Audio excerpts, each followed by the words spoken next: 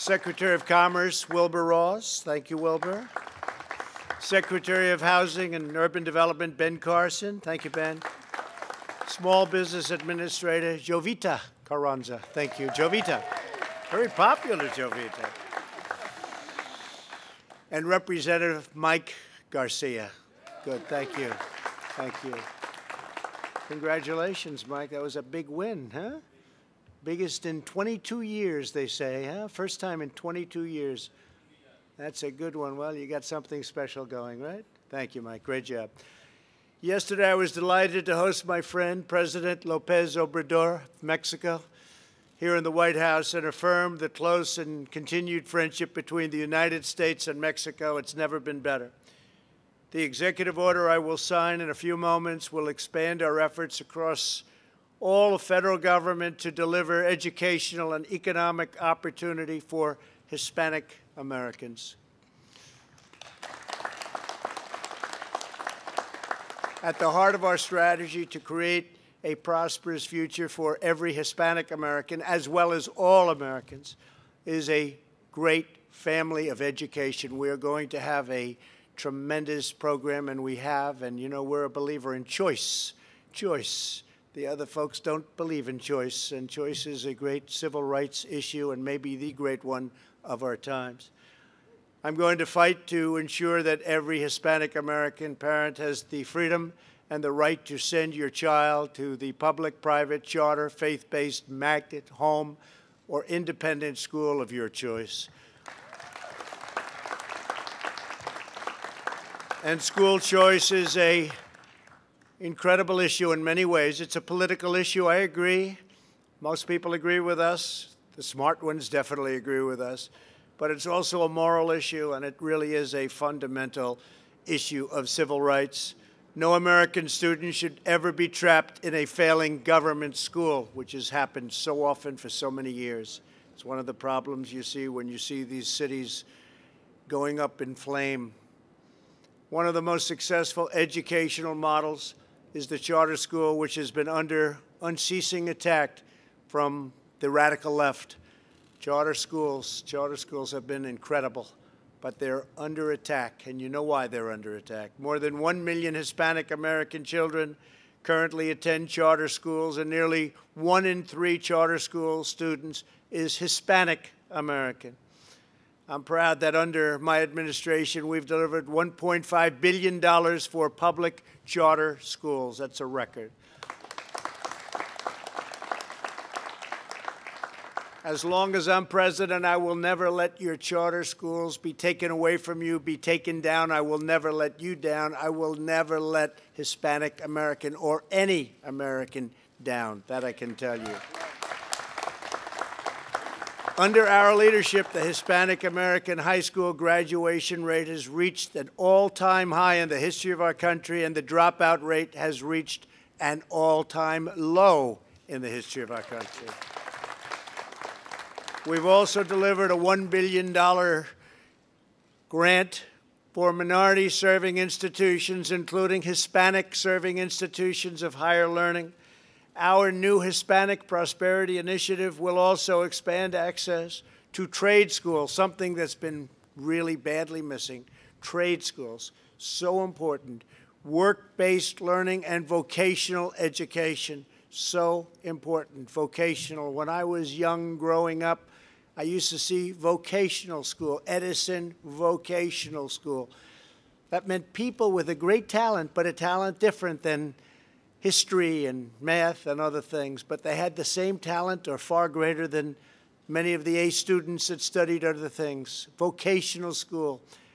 Great people, great talent, and they do very well. They do very well. Through our pledge to the American worker, we've already made available 16 million apprenticeships and training opportunities for the jobs of tomorrow. To bring jobs and prosperity to our most distressed communities, we created nearly 9,000 opportunity zones. That's been a great success, a tremendous. Tim Scott of South Carolina has helped me so much. Which have already brought nearly $100 billion in investment to neighborhoods where millions of Hispanic Americans live. And you see it So many of you already today, and speaking with you, you said what a difference that made. Before the plague from China came in, you know what that is? That's the China virus. Before it came in and hit us, we achieved the lowest Hispanic American unemployment rate and the lowest poverty rate ever recorded, history of our country ever recorded. And we're getting back to it very quickly. We achieved the highest ever incomes for Hispanic Americans and many other American groups and communities. We built the greatest economy in history, not only for our country, but for the world. We were number one by far. China had the worst year in 67 years. They weren't happy with what was going. They were going in the wrong direction. And then the plague came in. But together we will do it again, and we will do it very quickly, and we're already doing it. We will achieve a swift, full, and complete recovery for Hispanic Americans and the Hispanic American community, and we're doing it very, very rapidly. Our strategy focuses on sheltering the most vulnerable, including older Americans and nursing home residents, while allowing those at lower risk, such as young and healthy children in many cases. The immune system is so powerful, so strong. But the young and the healthy to safely return to work and to school. We have to open our schools. Open our schools. Stop this nonsense. We open our schools. Germany, Norway, so many countries right now, they're open. The schools are open, and they're doing just fine, and they're opening in the fall. So we have to get our schools open. Denmark, Sweden, we have to get our schools open and stop this political nonsense. And it's only political nonsense. It's politics. They don't want to open because they think it will help them on November 3rd. I think it's going to hurt them on November 3rd. Open your schools. At the same time, we're unleashing the scientific brilliance of our people. We have multiple effective therapies in use already, with more being developed, and you have to see some of them. The results are looking incredible. And we are on track to produce a vaccine in record time and very, very soon. It's going to be announced, I believe, very, very soon. So we have therapies and we have vaccines. Utilizing these advances and the skill of our doctors and nurses, we have dramatically reduced mortality rates. We have among the lowest mortality rate anywhere in the world. We've done a great job, whether it's ventilators or anything you want to look at. Testing. We test so many people. Then we have more cases. Everybody says, we have so many cases. That's because we test so many people. We're up to approximately 40 million tests, going up to 45 very quickly. So we have tests. Other countries don't do tests like we do.